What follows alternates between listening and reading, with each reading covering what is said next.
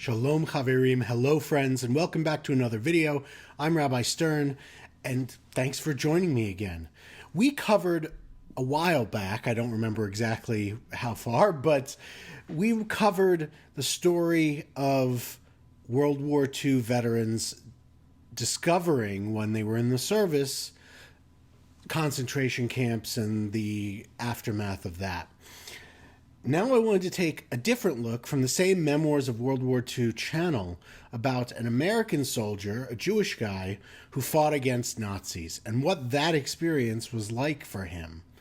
And I have not heard many of these stories. A lot of the stories that we make sure to repeat are ones that are not replaceable, and this isn't either. But we often have people, Holocaust survivors, come and speak about their particular and terrible experiences. But we rarely hear from American Jews who served. And while my synagogue and many others celebrate and commemorate those soldiers who fought, some who died, but also those who survived, and all those who fought the Nazis in World War II and in the Pacific Theater against the Japanese, we don't always do a good job of featuring them telling their stories. And so this is an opportunity to hear the story of one such Jewish American soldier fighting on the Western Front in World War II. Before we get to it, if you want, you can, subscribe and like the video, leave a comment of what you might want me to review next. It helps. And now, let's get to the video.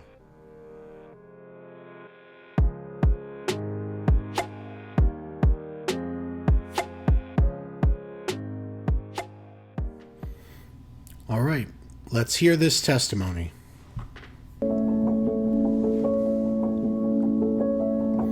Upon Adolf Hitler's rise to power in 1933, the mood in Central Europe began to grow increasingly grim, especially for the Jewish people.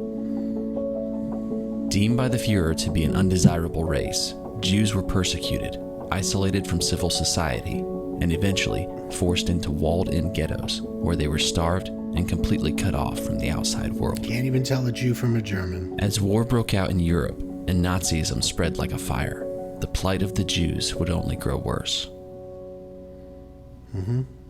For 17-year-old Robert Sabetay, known to his friends as Bud, being of Jewish descent in the United States still came with its share of anti-Semitism, though not nearly as severe as what was being dealt in Europe, and not enough to discourage Bud from joining the Army Air Corps. A lot of Jewish men joined the I love the Army. Air Corps. I wanted to join it, and when he interviewed me, he claims I stuttered. I don't remember stuttering, but he claims I stuttered and I couldn't go into the Air Corps. He said that I wouldn't be equipped to talk in an emergency. And I never stuttered in my life, and I don't recall stuttering. But shortly after Bud's rejection from the Air Corps, the United States Army came calling. They drafted me when I turned 18. I wasn't in a hurry to get in because I just turned 18 and I was having a wonderful time, so I got drafted. Many Jewish men signed up. He happened to get drafted. In the late spring of 1944, along with the rest of the 90th Infantry, Bud was making his way across the Atlantic towards Europe. The American Jewish soldier was headed into battle against an enemy whose hands were stained with the blood of so many people like Bud. I knew about all that anti-Semitism, but I thought, I'll judge him on my own. Very open-minded. We rushed through Normandy and we ended up in Metz, I think it was, bombarding Metz. The 90th Infantry made swift progress across France until December of 1944, when Hitler rallied all of his available forces for a massive surprise counteroffensive. The Battle of the Bulge brought the Allies' progress to a halt. They needed replacements for the Battle of the Bulge. They dropped us off and we went out about not even 100 yards and already in combat. And the one officer says, we're in 3 firefights. And I says to him, how can you tell? It seems like one big firefight, 3 firefights. I don't know how he came up with that. Sergeant Ream says, Sabetay, you gotta go down this valley because there's a sniper up in the valley. We were the fall guys that had to draw the enemy fire. Tough job. Stern was in charge. He had to lead us down the valley to draw the fire. This was my grandfather. Well, they didn't teach Stern. He was pretty green. At that time, he didn't know you don't stop and look around like that because that's what they'll zero in on you and kill you.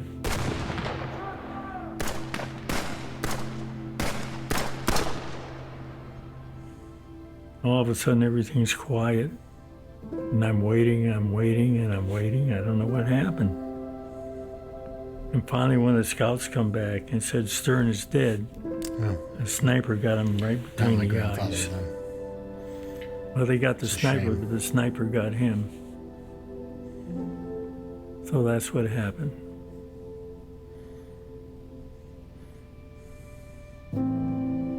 My platoon retired to an empty warehouse on the side of a hill, and we sat around in a big circle around the perimeter, and we were all eating our K rations.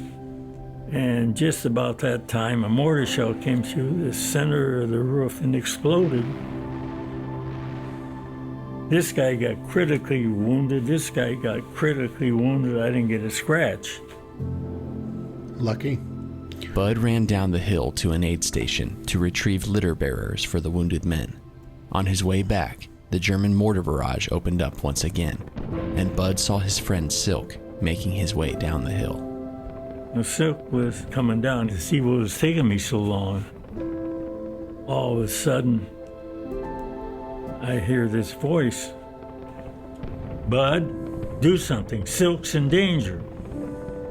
And I'm trying to figure this out. So I'm thinking, well, I gotta think of something. So he's running down, I'm running up. When he got about where you are, I tackled him. As we went down, a mortar shell fell right beside us. We didn't get a scratch. Good. Trying to kill your friends, they're already killing your people. To not have excessive... As the Battle of the Bulge dragged on, frigid temperatures, supply shortages, and the feeling of being isolated from reinforcements and surrounded by the enemy began to take its toll on many of the battle-worn soldiers. We were shoving off an attack, and we were in the bottom of a hill, and James was in a very melancholy mood. He really was down. And I says, James, why are you so down? He says, I had a dream. He dreamt that he got killed. I said, that's just a dream, ignore it.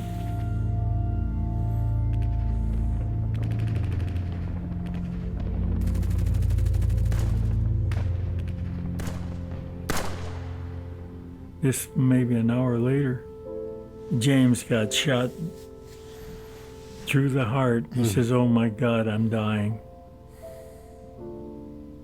And he died.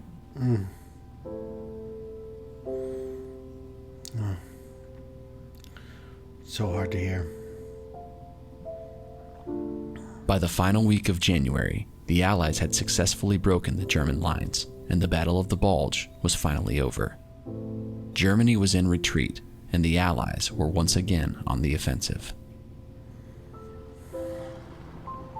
As the Allies continued to pursue their enemy back toward Berlin, Bud would find himself again and again in increasingly close proximity to the German forces and the German people. I ran into some real anti-Semitism one time. I was with the interpreter and we're walking through the city, and all of a sudden this 16-year-old girl comes running up to me and hitting me. I'm carrying a rifle, I'm fully armed.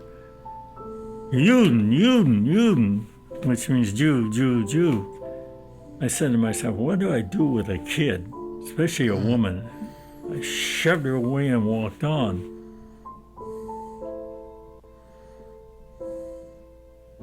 There were a group of Germans. They had a white flag. Supposedly they're going to surrender. And there was a lone GI coming up, and we shouted at him, "Don't do that." And we knew what was going to happen, but he couldn't hear us. And when they got about where you are sitting from me, they lowered the flag and killed him. There's no honor in both that. sides I've seen things like that too, because some of our guys weren't so good. There was a small town we had to take. Sergeant Reams and me were behind this one house that overlooked all the critical streets in the city. He said, "Sabetay, throw a grenade in that basement window. It's an incendiary grenade. It's a horrible thing." And I tried to pull the pin. I'm pulling on the pin. I'm pulling on the pin. I pulled with all my might. I can't pull the pin out, so I can't throw it through the basement window. And he says, "Oh, hell, let's get out of here." So we went on. And now I'm operating a radio in another house, and Reams comes in. He says, "Sabetay, remember when I told you to throw that grenade in the basement?" And I said, "Yes." He says, "I just found out all the women and children of the whole city were in that basement." Thank God it didn't happen.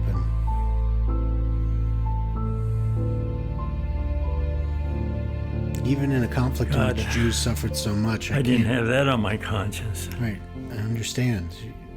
You still have to be a person, even if the other side is inhuman. With the end of the war in Europe drawing near, one day as Bud was searching yet another residence for famously enemy soldiers teaches, in hiding, in a place he was where no surprised one to is find a being German a family man. seated at Be the a dinner man. table. Be a person. Focus They on were being a sitting human there being. drinking, and he offered me a glass of wine. So I said, "Sure, I'll take a glass of wine." The hell with it. He gave me another glass of wine, and everybody was laughing by then, and I left. What I found, the young Germans, they taught them to hate Jewish people. But there's a lot of German people protected the Jewish people and put their life on the line. So I had a reserved opinion. I was decided I'm going to find out for myself. So I didn't prejudge anybody. And I went in with that attitude when I went into Germany. And I found most of the Germans, they were nice people. And they were so happy the Americans were there, you have no idea. They prefer the Americans to the Soviets.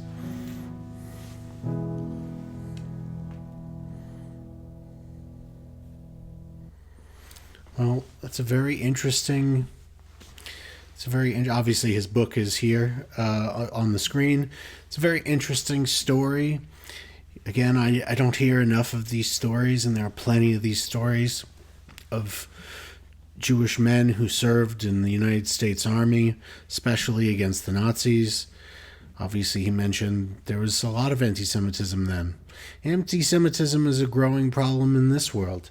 It happens when people don't have an outlet for their pain and their angst. They need someone to blame for their troubles. And sometimes it's easier to blame, especially at this time, of people that couldn't defend themselves than it is to try and work out your problems for yourself. So, thank you to Bud Sabetay, and thank you to all of the soldiers, the U.S. soldiers in the Second World War. I don't even care how you felt about the Jewish people. I'm glad for what you did. It's what allows my family to be alive today, and I appreciate that. Thank you for joining me for another video. The next one will be a happier one, I hope, and be well.